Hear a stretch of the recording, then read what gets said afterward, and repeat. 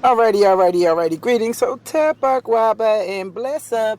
Welcome, Black, to the Recovery Zone with me, Sis Abana Africa, the recovering African who is culturally enslaved here in America. And I am a representative from the voices in the margins. True to the cause of African liberation via unification and utilizing the tool of healthy and effective communications. I am a traumatized traumatologist, trauma queen and queen of trauma. That is understanding trauma and traumatic stress. What it is and how it has and continues to work in the lives of African descendants. Coming on that revolutionary platform of a program that Brother Malcolm X encouraged us to develop back in 1964, and it is here now. It is that revolutionary 12-step self-help program that has been uniquely designed with you and me, the African, in mind.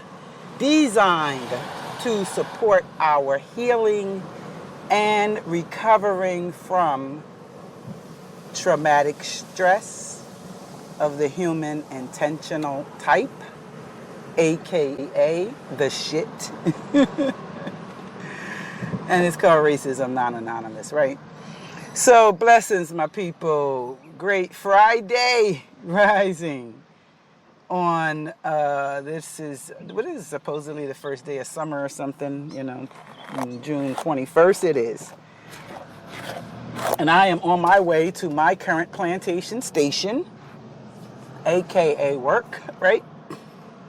And I have some thoughts. It's been a minute since I've been on the road.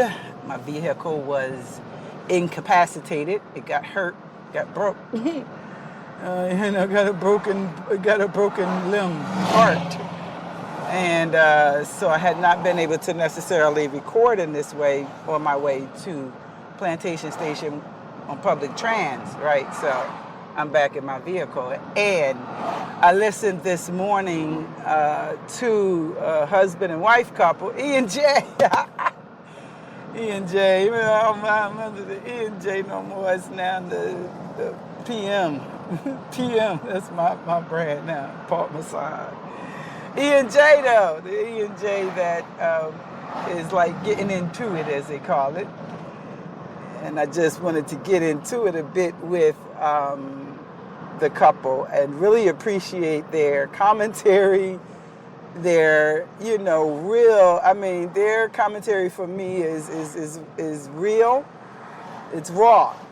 And it's raw, uncut. They are clearly ready, able, and willing to share their thoughts and feelings about a situation that is going on in the African community, right? This is a situation that is going on in our African community.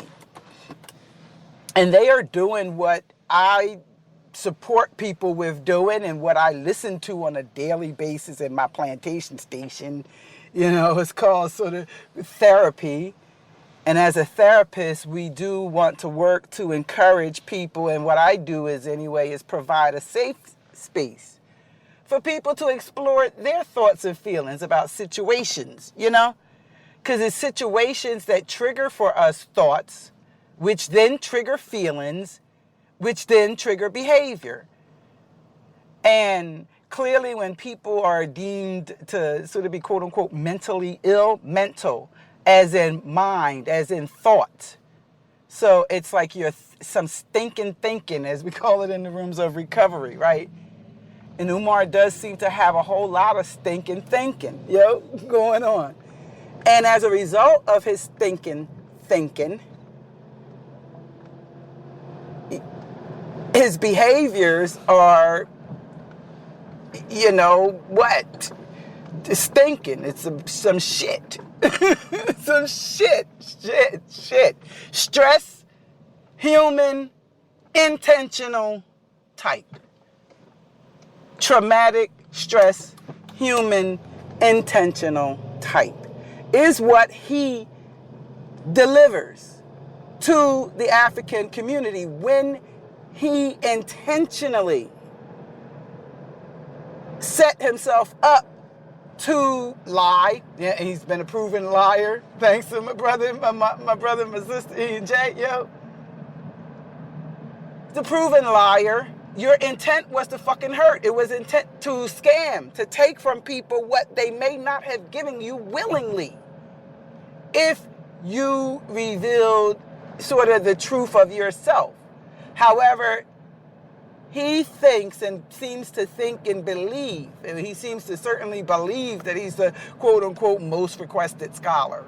That thought is like, really? I mean, you might want to check that shit. You know, we call it cognitive behavioral therapy, where we learn to catch, challenge, and change thoughts in order to change the way we feel and or our behaviors, right?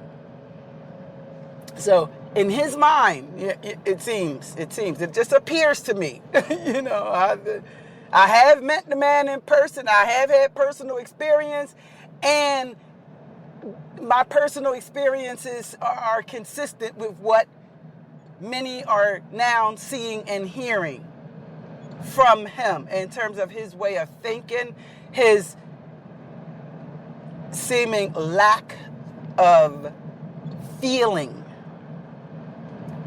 for the people, you know, and or for himself. It seems he certainly hides his feelings from himself.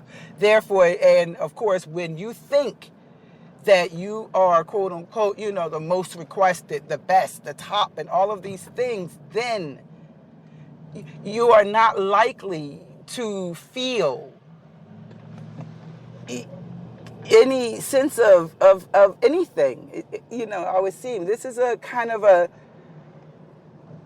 new area for me to sort of like really explore and look at and step back and like, what is this about? What happens? And what happens to the feeling state of individuals who, you know, deny? Well, they have no feelings. They work to shut up. They're isolated, basically. It's the same process that many of us go through when, as a result of the situations and experiences that we all grow up with. Like the brother sister said, right? We all do. It's like, I love them. They're so on point, right? And we do all grow up with hurtful experiences that have been hurtful. We learn to manage feelings based on what we learn from others. People who, you know, the addicts that we are, and just for the record, Racism Not Anonymous recognizes that we certainly seem to be thoroughly hooked on European cultural thought and behavior. People of African descent appear to be highly addicted to the use of European cultural thought and behavior in their lives. And as a result, certainly, it seems to me, and it is certainly based on my experiences, my own personal experiences, right? As well as the experiences of all the folks who come to see me on a weekly basis, sometimes twice a week, even 3 times a week when needed. So it's not just my personal experience. I have heard these stories and I've seen this stuff in effect, right? We all have.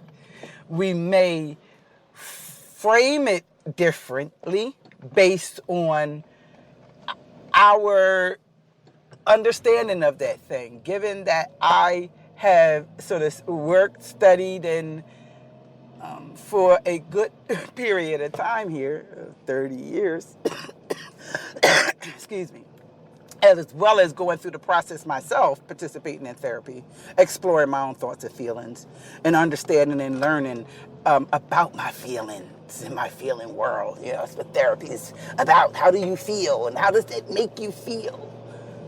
What do you feel when you have certain situations, right? Many of us could right now feel utterly, thoroughly disgusted, shamed, and angered, you know, enraged and outraged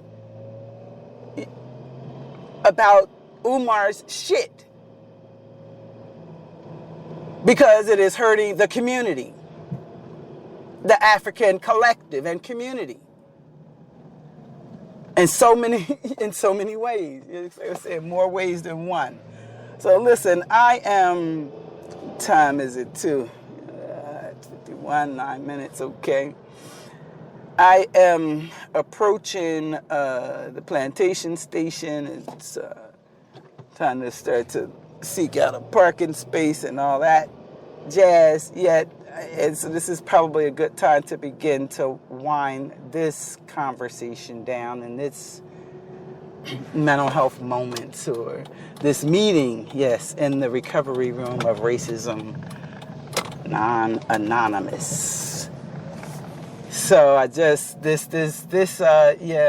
commentary and thoughts were triggered as I listened to the brother and sister E&J this morning, and this is in response to their latest Umar video, and I'm not even so sure when I will be able to upload this video. If it makes sense to work to get it done before this day ends. I have so many recordings as I listen to all of you folks, anti-afro Svengalis, Dope Coke, Brother Suicide, Monty Woodgrain, yes, Linen Honor, the Rev, here and there, Black Anonymous. Hey, what's up? So there's a shout out to all of the culture warriors and the anti-fraud warriors, as is known, as it seems that people have, that's the language. To all the anti-fraud warriors and those of us who are no longer willing to be silent bystanders when shit is being flung about, right? And I could get into that a little bit more because it is certainly what really supports perpetrators with continuing their acts of hurting people is the bystanders and what they do or not. You know, it's like you have to think about even, and there were, I imagine, were episodes during active slavery when a member of our family in the slave, community was being harmed or hung. They had ways to keep the bystanders from intervening, and certainly people would not want to intervene, because what would tend to happen when the bystander intervened, they too begin to incur the pain, the damage, the harm, the target. Then they became the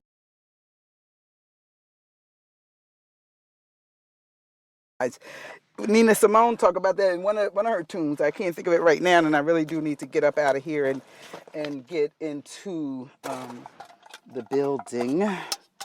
So it's been a pleasure. I look forward to continuing the conversations and continuing the sharing and the caring that we have. The sharing because we care. Umar, people share because they care. Okay? And that's just what it is. So, till next time, thanks for listening to me share.